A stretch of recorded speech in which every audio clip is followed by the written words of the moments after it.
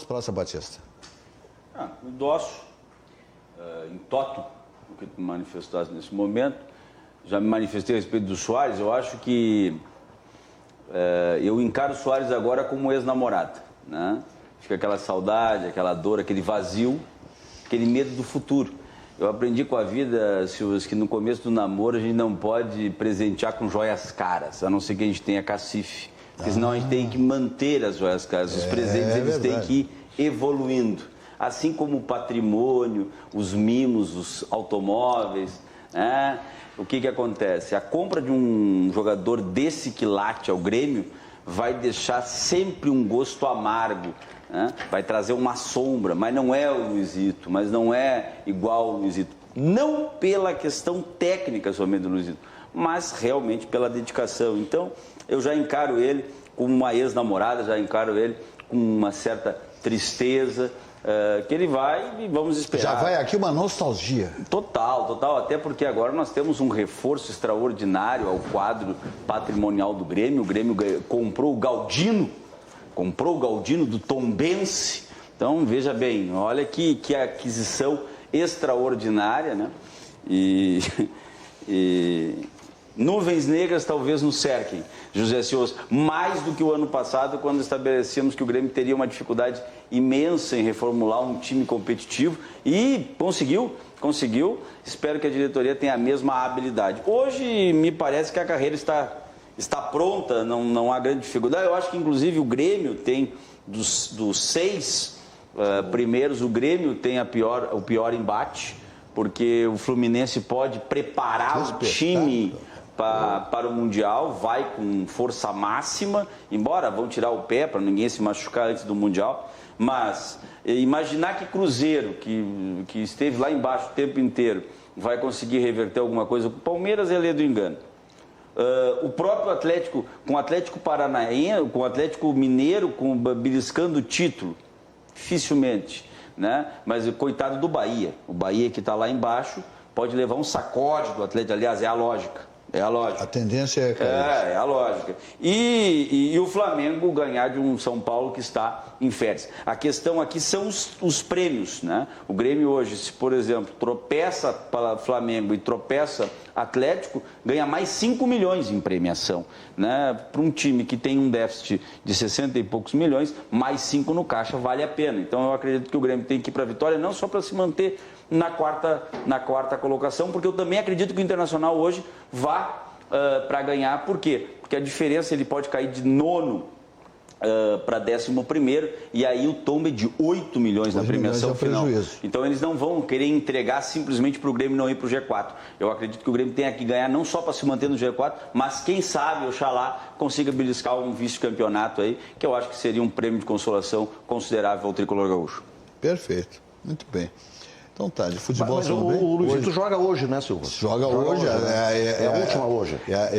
Exatamente. Hoje é o Vale de Lágrimas. Saiu o Luizito e o Ferreirinha. Hoje todos nós vamos chorar. A despedida foi porque aqui em Porto Alegre, o torcedor Grêmio. Hoje ele se despede por mundo.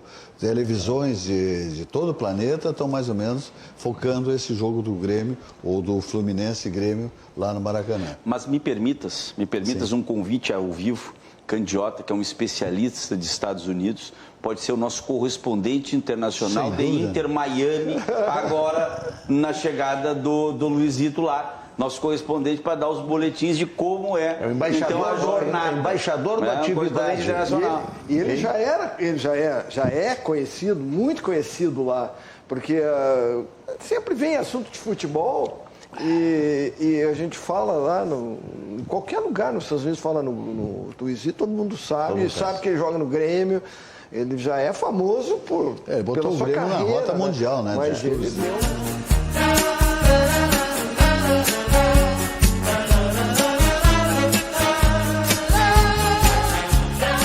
Até agora está todo mundo numa expectativa, né? Inclusive os próprios partidos de esquerda, tirando o PC do B e o PCO, né? Mas os partidos de esquerda, o PT está com as barbas de molho. Enfim, mas é isso mesmo, né? Este cubano que tu conversasse com ele em Miami, quer dizer, o cara sabe, o cara pressentindo o que poderia acontecer, o cara pegou filho de colo, é isso, né? De colo, pela foto, assim, não tinha 2 anos. Pela foto. Carregava, ele mostrou foto da esposa com o nenê, com aquelas coisas chamadas canguru, né? Sim. E o cara cruzou a floresta, várias florestas, né? Não, e tem a passagem por Guatemala ali, que é a pior delas. Sim, Nicarágua, ele disse que foi o pior. Pior delas. Ele disse que foi o pior delas. Ele falou isso aí. Ali o cara, para passar ali, se ele passar do outro lado, ele é sobrevivente. Ele foi onde ele tinha mais medo, que pegasse e deportasse ele para Cuba. Que ali é só, sim, e ali é só traficante. Sim, é terrível. O cara arriscou a vida dele, da mulher, quer dizer, o casal combinou. Arriscaram a vida, inclusive da criança, para fugir do comunismo. Tu viu o pavor que sentiu na pele, né? Sentiu, já conhecia, né? E tu vê, com 30 anos, ele já nasceu na ditadura. Afonso Praça Batista. É um assunto espinhoso, né? É um assunto espinhoso. Eu vou tentar fazer um contraponto, mas parcial. Eu acho que, inclusive, há um deboche do Alexandre de Moraes sobre essa situação da manifestação da palavra comunismo, né? Hoje nem a China mais é comunista. A China é um país, talvez um dos países que mais fazem movimentos capitalistas que existem. Mas quem manda lá é o Partido Comunista Chinês. Mas popular. Aí eu vou chegar, nesse ponto. Eu acho que nós temos que ser avessos a qualquer tipo de autocracia, né? Qualquer tipo de regime de exceção. Eu vou fazer uma citação aqui de um pastor alemão, né, da igreja. Não é um cachorro? Da igreja luterana, que diz o seguinte: primeiro eles vieram buscar os socialistas, e eu fiquei calado porque não era socialista. Então vieram buscar os sindicalistas, e eu fiquei calado porque não era sindicalista. Em seguida vieram buscar os judeus, e eu fiquei calado, porque eu não era judeu. E foi então que eles vieram me buscar e já não havia mais ninguém para me defender. Martin Niemöller, esse cidadão é alemão, crítico do regime nazista. Às vezes, não é porque determinada fatia da sociedade que está sofrendo, e não somos nós que estamos sofrendo, que nós não devemos nos manifestar. Eu não tenho dúvida nenhuma, Candiota, que independente de qual vertente exista, nós estamos num estado beirando totalitarismo.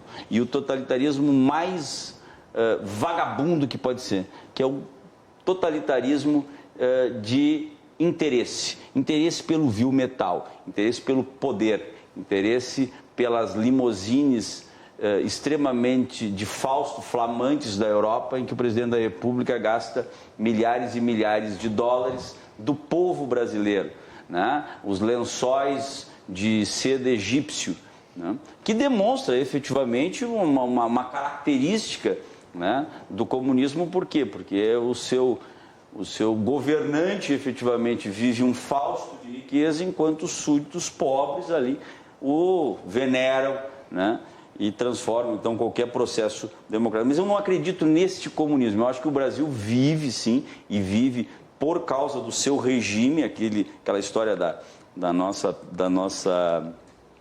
Constituição Federal, que tu tanto criticas, historicamente criticas, essa situação mais social. Eu acho que nós temos que começar a lutar em face de determinadas situações, como, por exemplo, o STF oficiou o Conselho Nacional de Justiça em face de decisões de juízes, né, que estavam indo contrários à jurisprudência da própria Corte a respeito do vínculo empregatício dos motoristas de aplicativo.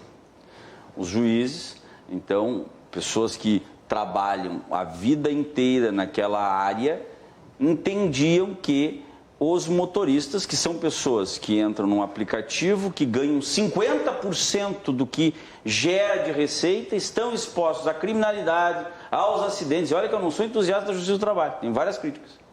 Mas é verdadeiramente uma situação em que o aplicativo, ele só tem lucro. Pois o STF, curiosamente, ficou do lado do aplicativo e pacificou uma jurisprudência dizendo que não há vínculo. Isso, essa decisão de anteontem. E denunciou os juízes por não cumprirem a jurisprudência do STF. Ou seja, Isto é rumoroso. Isso abre um precedente de mordaça dos juízes a cumprirem sempre qualquer determinação do STF, qualquer manifestação do STF. Vou dizer o seguinte, pergunto a ti, aqueles juízes que permitem algemas em salas de audiência, eles serão denunciados no STJ, embora exista uma súmula 8, que proíbe o uso das algemas? E tantas outras súmulas proibitivas que, infelizmente, no meio, no chão de fábrica, nós, advogados, sofremos. Os juízes também vão ser denunciados no CNJ?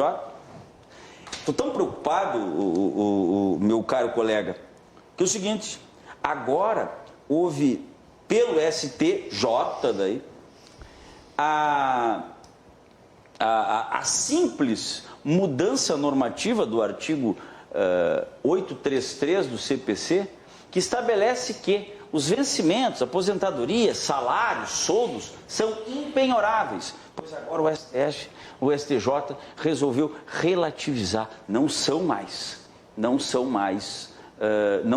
impenhoráveis. Mas vem cá, o que tem peso nesse país? A garantia da segurança jurídica da lei ou o entendimento, um entendimento dos tribunais? Então, este cubano, se tu tem contato dele, por favor, manda um recado para ele, ele tinha que fugir do Estado judicialesco e não do comunismo. Judicialesco. Nós estamos vivendo uma autocracia judicial. E o pior, com requintes de Fausto. Por quê? Porque os penduricalhos dos julgadores são expressivos em todas as camadas. Mas ai do coitado do prefeito que empenha mal algum recurso no seu município. Vai ser impiedosamente condenado por um juiz que efetivamente recebe auxílio paletó, auxílio isso, auxílio aquilo. Então, é grave o que nós vivemos. Por quê? Porque há um desequilíbrio. Nós temos hoje um poder mastodôntico, que é o poder judiciário, e há uma necessidade, efetivamente, de não deixarmos emudecido esse protesto. E a insegurança jurídica é um fato concreto. Não, indiscutível. Entra aqui um WhatsApp aqui, é fora do eixo do programa, tá, meu amigo telespectador? Mas em respeito à sua sintonia com o nosso programa e à sua audiência, que o senhor diz que é contínua, muito bem. O Jeromel, nós já dissemos aqui, eu disse que o Jeromel, eu estou repetindo, como meu sentimento de gremista, um ex-conselheiro do clube e tal, né? Sócio há décadas e décadas, que eu sou contra a renovação do seu contrato.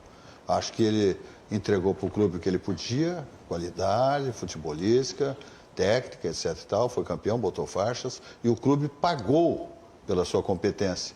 Chega, ele está com 38 anos, não tem capacidade, custou 14 milhões para o clube esse ano, e na minha modesta avaliação, encerrou. Está rico, vá procurar outro clube.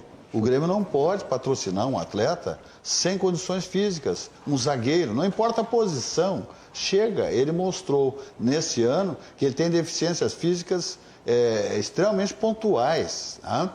Então, ele jogou poucas partidas, parece que entrou 7 vezes em campo, em um ano, e não completou os jogos, está completando, saindo sempre com problemas físicos. Tá? Então deu. O Grêmio patrocinou, pagou muito caro por esse rapaz. Então houve a contrapartida financeira do Grêmio. 14 milhões num ano, sabe o que é isso, meu irmão? O seu Jeromel está se queixando ainda? Vai queixar para a mãe. Eu gostaria só de fazer uma parte a respeito desse tema específico, que no fim eu não falei na segunda-feira. Eu gostaria de dizer que o Luizito deixou uma mensagem subliminar no ar na entrevista. Que para ele era confortável ele ficar o ano que vem cumprindo um contrato de 2 milhões de reais, mesmo que ele jogasse poucos jogos, mas roubasse do clube. Por quê? Não teria como entregar aquele objeto do contrato. Recebendo a contrapartida financeira. Então, 2 milhões por mês? Então,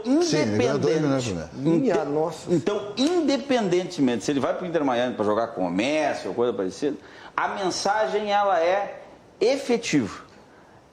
Não há como manter um atleta que não dá rendimento.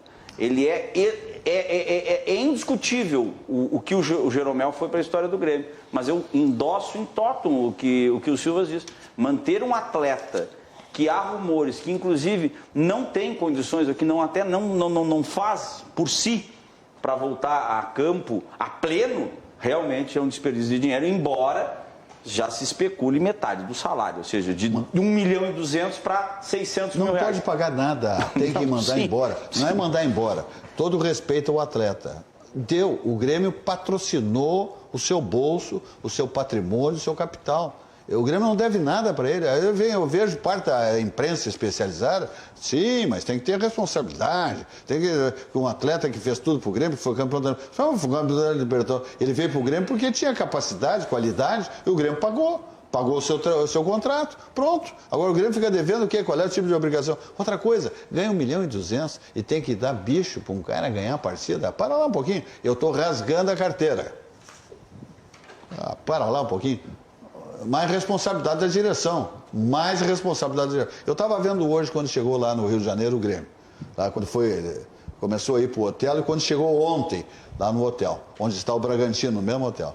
Cara, a relação de cartolas não tem explicação. O Grêmio está pagando avião, hotel, alimentação, um balaio de gente. Tudo por conta do torcedor. O torcedor, pro sócio, melhor dito, desculpe. Pro sócio. Mas para que aquele monte de gente, rapaz? Para quê? Não há necessidade. É uma zorra total. Olha aqui, ó, quem examinar o futebol pelo outro lado, tirando o sentimento, o coração, o torcedor, olha aqui, entra em pânico. O futebol está desgraçado. Estão rasgando dinheiro, pagando para cabeças de bagre, para gente. Tem gente que não pode vestir a camisa do Grêmio, está jogando lá, o Renato está escalando. Eu estou até aqui, ó.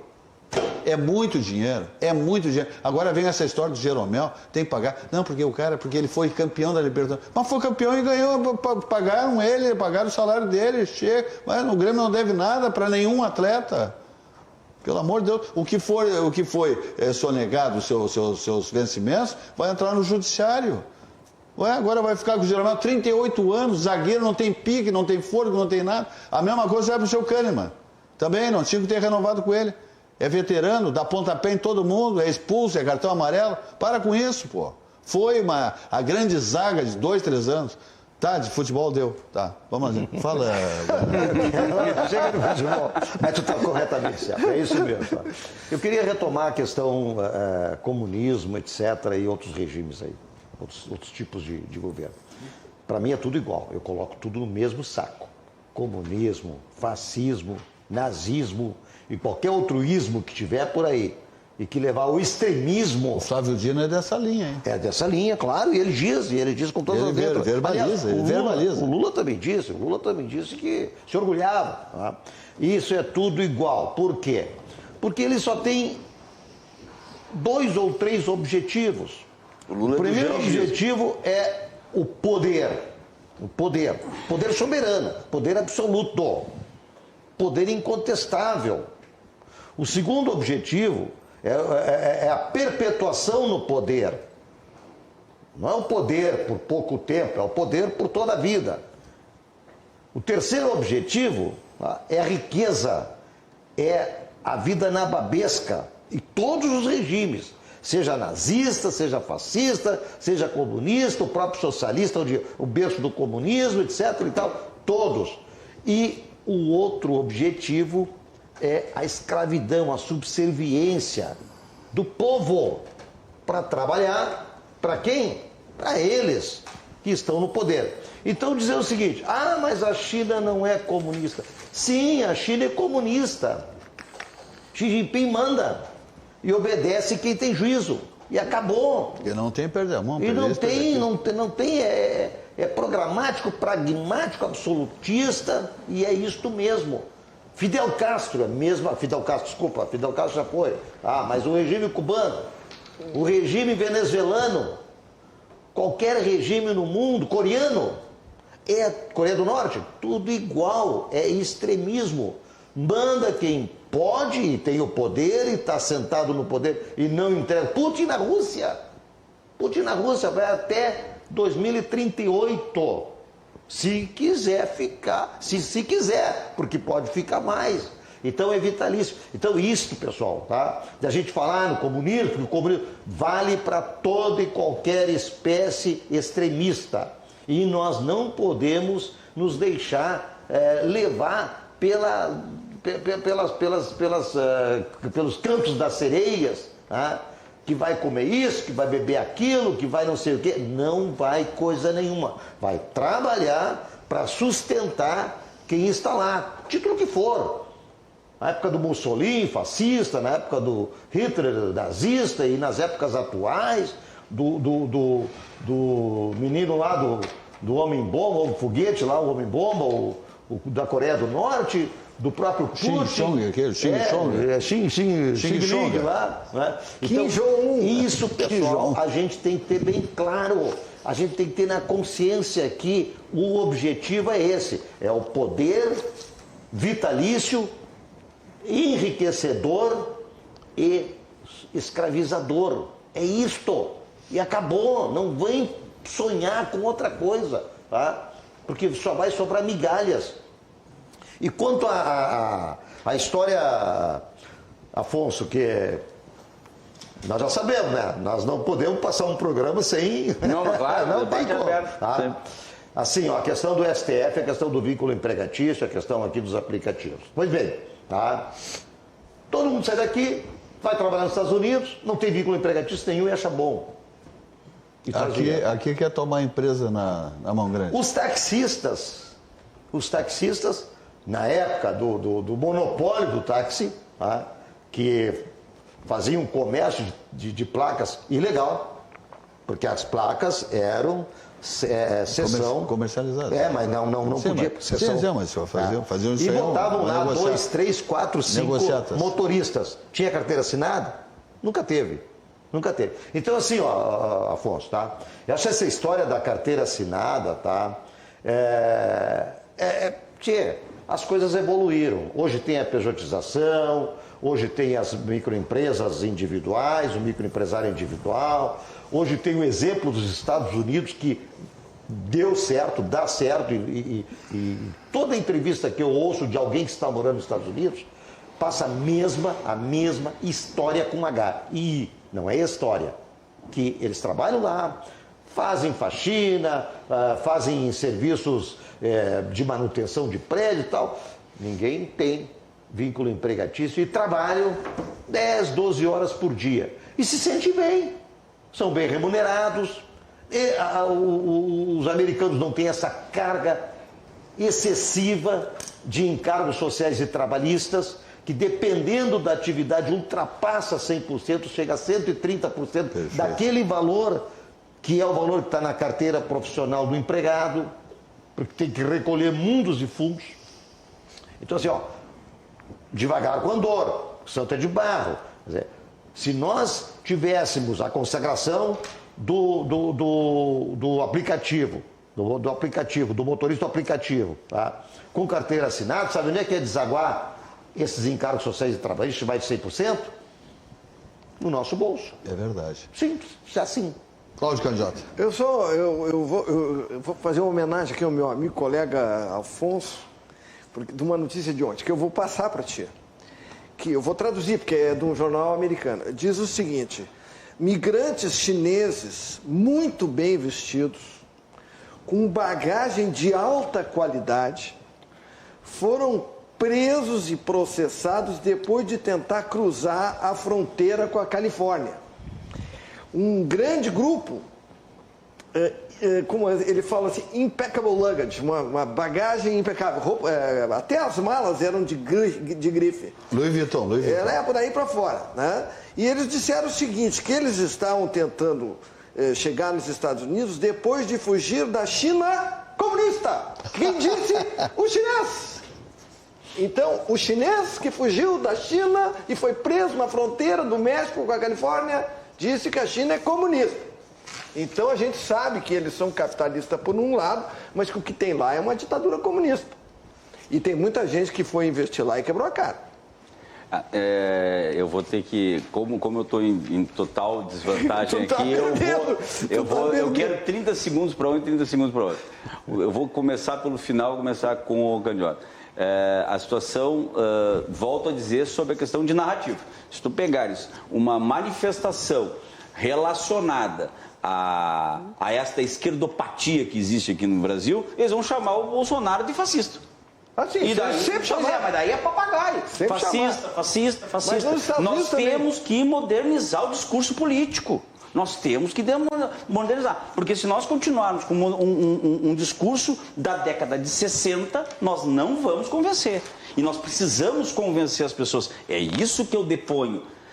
Evidentemente que é uma autocracia, que não existe direito nenhum, que simplesmente eles passam por cima, que quem contraria o governo é morto. Tá tudo bem, não tem problema nenhum. Só que o que eu quero estabelecer é que nós precisamos modernizar o discurso. Quanto à questão do Govinati, que está lá pipocando na cadeira, já querendo me contrariar nesse pensamento, é a situação do direito trabalhista, a questão da Uber. Eu acho que existe um contrato entre a Uber e o motorista. E eu acho que esse contrato ele tem que valer, tá tudo bem, eu não estou aqui defendendo a questão meritória, eu não estava aqui. Eu estava estabelecendo o tacão do STF sobre os juízes. Sim, é isso. É diferente. É diferente. É diferente o meu discurso. Embora, se eu abrir uma MEI e trabalhar como motorista autônomo para uma transportadora intermitentemente, eu estarei estabelecendo virtualmente o vínculo empregatício e qualquer juiz vai me dar o vínculo empregatício naquela empresa. E a empresa vai tomar um talagaço, e eu posso falar de carteira porque eu trabalho para transportadora. E nós lutamos muito contra isso. Ou seja, um peso e duas medidas diferentes. Para Uber não tem vínculo, mas para a empresa de transporte tem. E isso aí está errado, porque na verdade nós estaríamos com um transporte autônomo também. O que eu quero é segurança jurídica, é que as decisões sejam efetivamente bem determinadas. O que nós não temos no Brasil. Há um clientelismo. Depende muito de quem está do outro lado da mesa. Daí a gente muda os entendimentos jurisprudenciais. Aliás, isso é ruim. o nosso presidente foi contra a desoneração da folha de pagamento, né? Sim. Que vai nos prejudicar sob madeira. Evidente. Sob madeira. O próprio trabalhador que vai pagar a conta. A maior burrice que existe no país é fazer uma guerra contra quem emprega. A maior burrice que existe no país é demonizar aquele que põe à disposição de credores, à disposição do banco, do próprio fisco, o patrimônio da sua família, o seu patrimônio pessoal, para dar emprego. Para dar emprego. Isso é de uma burrice tremenda. E tem muita gente que vai na onda, recebe pão com mortadela, balança a bandeirinha, querendo ir contra aquele que dá emprego. Isso é de uma burrice tremenda, clara e ululante. Só eu queria, assim, rapidamente também, só para pontuar a questão do fascismo, do nazismo, o fascismo, enfim, né? Do jangismo. Também é um problema. Enfim, assim, jangismo o que é um problema. acontece? O que nós temos hoje é um discurso, tá, que foi impregnado. A esquerda faz muito disso. A esquerda, ela martela, é cartilha o negócio. É martela, e o pessoal está repetindo aí que nem papagaio. Então, o fascista, o fulano é fascista, o fulano... Tá. Mas isso é só discurso, é só retórica, é só papagaiada.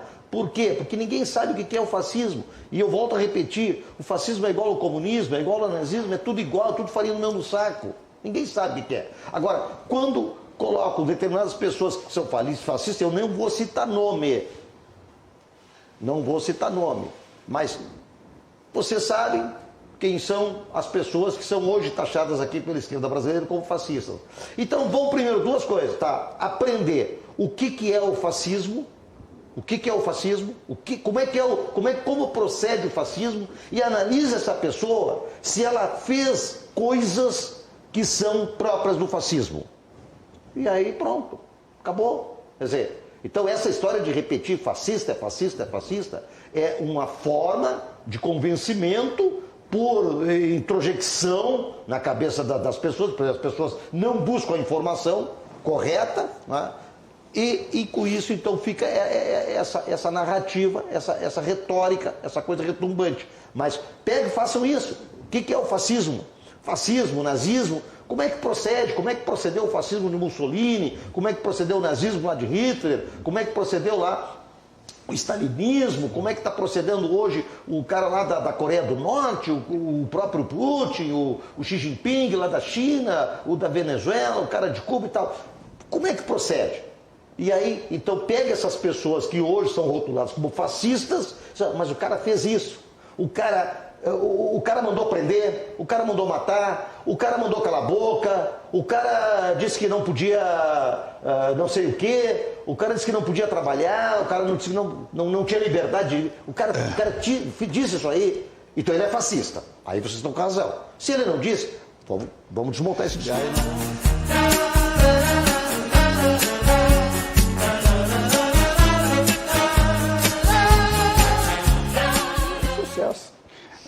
Agora essa história, me diga com quem antes que eu te direi quem é. Eu estava vendo um documentário da Globoplay, o Vale Escrito, e daí me aparece lá uma mulher ligada ao jogo do bicho, a Júlia Lotufo, né, que estava sendo acolhida pelo Rogério de Andrade, sobrinho do Castor de Andrade. E quem era o advogado que a acompanhava na audiência? O ex-senador Demóstenes Torres, caçado por causa de influência do jogo por Carlinhos Cachoeira. Ou seja, não adianta. O sujeito para de fumar, mas a boca continua torta, né? Ele continua torta. Ele é advogado especialista no jogo de azar. Cachorro. Isso que era procurador do Estado. Cachorro comedor de ovelha. Não tem. Complicado.